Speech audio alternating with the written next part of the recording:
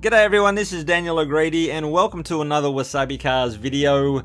Wa is Japan, Sabi is Rust, Cars is Cars, and of course in today's video I'm going to be talking all about this spectacular Toyota Carina A40-series Hardtop. An interesting side note, that is actually a Suzuki Cappuccino, I'm not even kidding.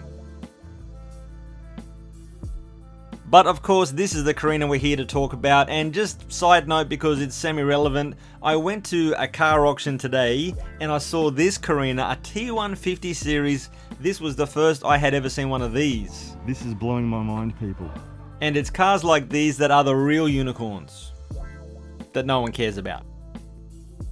So a big thank you to the Carina owners, the super fans like Art Van Scheppingen, Raquel Arnaud, Shane Adams, and everyone who has taken a few moments to check out this video. Thank you for being interested. Okay, the time has finally come where I get to talk about the feature car. I know, pretty cool, hey?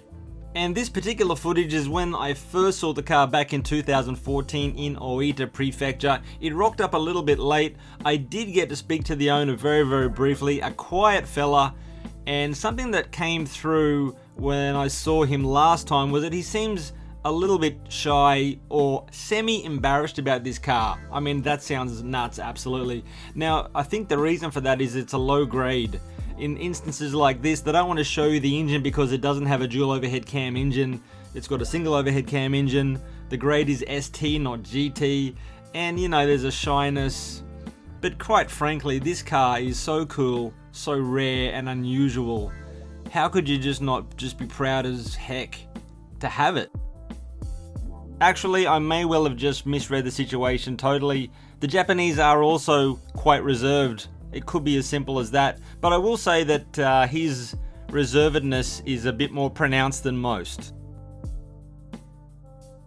And would you just get a load of those fender mounted side mirrors, very dramatic, sticking up at a heck of an angle. And this is actually a common modification on street cars in northern Kyushu, particularly Fukuoka Prefecture, and I would direct you to this amazing, breathtaking C210 Skyline that I haven't seen for years. I believe it went overseas, a bit unfortunate at that because it would be great to see it locally of course, but yeah, check out those mirrors.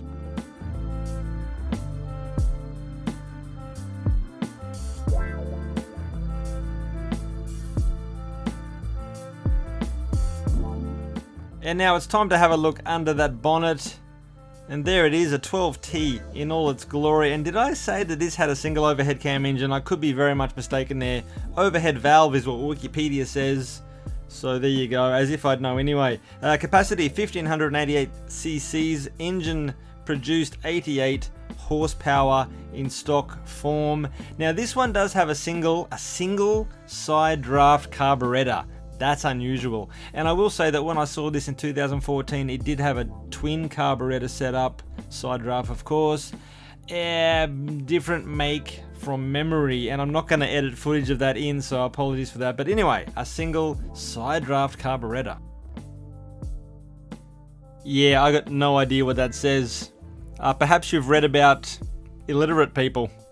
Anyway, at the back of the car here, we've got the beautiful C-pillars with the flying buttress, of course seen on certain cars like the Dodge Charger, the previous generation Carina, etc. But it's a very cool look, and as I sit here admiring this work of art, it really does underline the fact that this is a rare car. Did I mention that this is the only hardtop I've seen of this generation? I mean, that is so disappointing. And the next generation, your A60 series, that's even more tragic. I've seen exactly zero. I mean, I've seen some great sedans, like I can't complain, but I'd love to see a two-door hardtop. Really such a beautiful car. Wow, not even a GT, but such a cool car. And awkward segue into store.wasabicars.com. Still 20% reduced price on all t-shirts, including the Aussie Zo collab. The guy does not allow his character on other people's merch, but he's given the okay in this case. It's a legit collaboration, such an honor, such a cool car. I've ordered mine, and a bunch of people, so many people have ordered. I've got to say that. Thank you to everyone. Massive love for all that support. Thank you so much. But that is where I'm going to leave it, and I will be back next Saturday with another WasabiCars video. I got no idea what it's going to be, but it's going to be cool. And see you then. Goodbye.